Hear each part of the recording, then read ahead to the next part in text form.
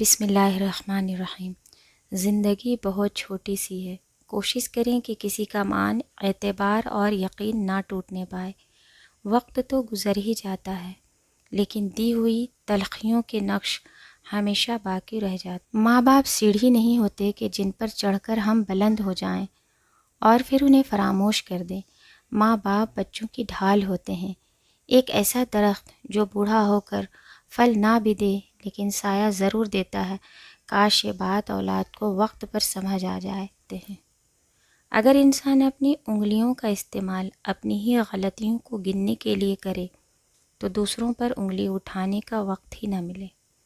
اگر موت کے بعد اپنی مرضی کی زندگی گزارنا چاہتے ہو تو موت سے پہلے اپنے رب کی مرضی کی زندگی گزار لو۔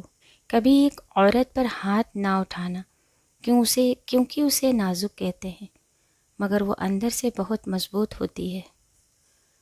ہر اس انسان کو آزاد کر دے جس کا آپ کی محبت میں دم گھٹ رہا ہو۔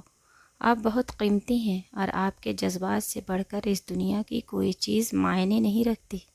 مت کرنا کبھی غرور اپنے آپ پر اے انسان۔ رب نے تیرے جیسے نہ جانے کتنے مٹی سے بنا کر مٹی میں ملا دیے۔ کامیاب لوگ اپنے فیصلوں سے دنیا بدل دیتے ہیں اور کمزور لوگ دنیا کے ڈر سے اپنے فیصلے بدل دیتے ہیں۔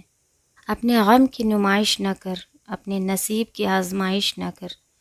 جو تیرا ہے تیرے پاس خود آئے گا، ہر روز اسے پانے کی کوشش نہ کر۔ تقدیر بدل جائے گی اپنے آپ ہے انسان۔ مسکرانا سیکھ لے، وجہ تلاش نہ کر۔ قابل رشک ہوتا ہے وہ شخص جو میلوں دور رہ کر بھی آپ کے دل پہ راج کرتا ہے، جب چاہے آپ کو خوش، اداس، غمگین کرنے کی طاقت رکھتا ہے۔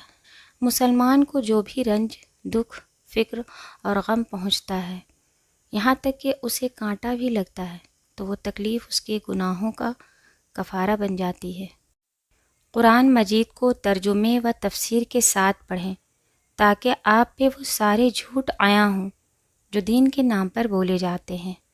انسان کی یادداشت چاہے کسی چہرے کو محفوظ رکھے نہ رکھے، مگر اچھے برے سلوک اور اخلاق کو ضرور محفوظ رکھتی ہے۔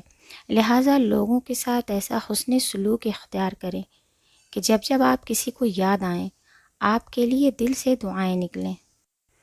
یا اللہ، تو ہی مسبب الاسباب ہے، بہترین سبب بنانے والا ہے۔ یا رب رحیم، ہمیں وہی راستہ سمجھانا جو بہتر ہوں اور جن کی تکمیل ہو اور خیر سے بھرپور ہو۔ یا الہی، ہمارے کاموں کو ادھورا نہ چھوڑنا، اپنے امر کن سے مکمل فرمانا۔ آمین ثم آمین یا رب۔